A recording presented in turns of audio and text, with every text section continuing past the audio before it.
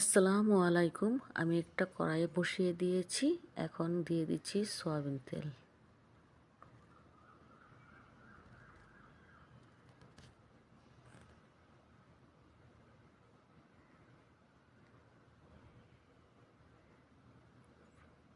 তেল গরম হয়ে গিয়েছে। এখন আমি দিয়ে দেব দারুচিনি,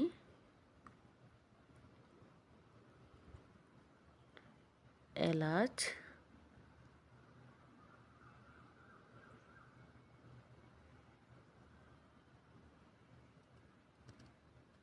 দিয়ে দেব এখন পেঁয়াজ কুচি,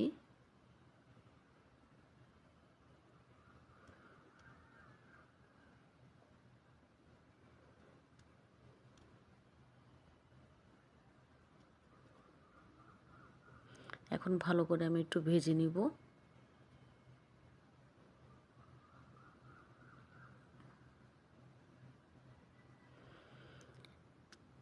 দিয়ে দেব পরিমাণ মতো লবণ,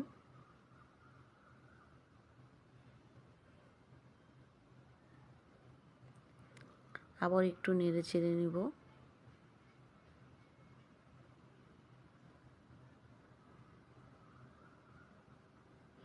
দিয়ে দেব আদা রসুন বাটা,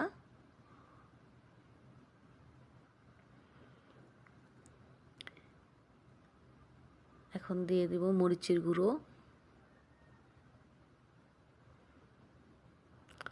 হলুদের গুঁড়ো,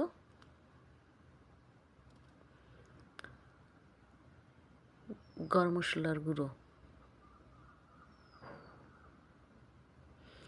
দিয়ে দেব পরিমাণ মতো একটু পানি।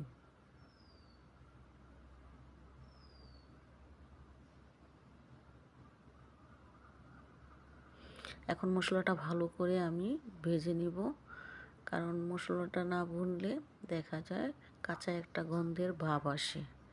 তাই ভালো করে মশলাটা কষিয়ে নিব। এখন দিয়ে দিলাম মুরগির মাংস। মুরগির মাংসটাকে ছোট ছোট করে কিউব করে রেখেছি।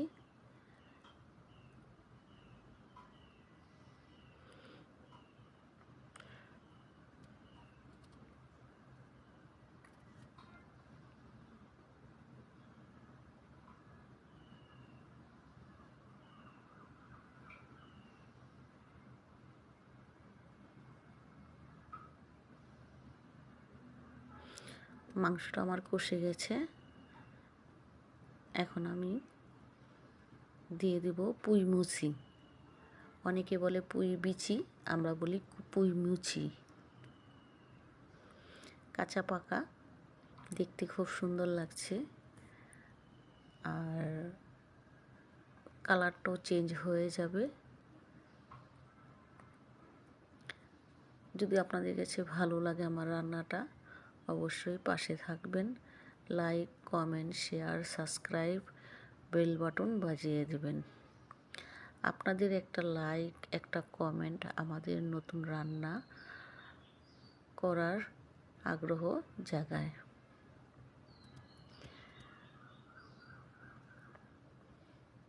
দূরের এবং কাছের যারা আছেন সবাই ভিডিওটা দেখবেন।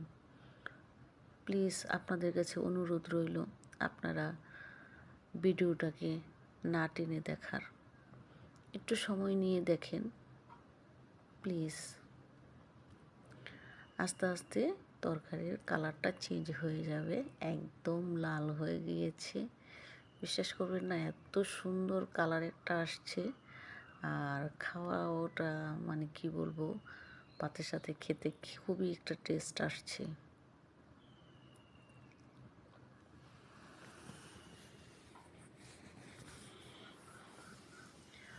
অনেকেই পুঁই মুচির তরকারিটা পছন্দ করেন।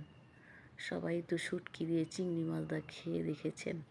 এবার মুরগির মাংস অথবা গরুর মাংস দিয়ে খেয়ে দেখবেন, ভিন্ন রকমের একটা স্বাদ আছে।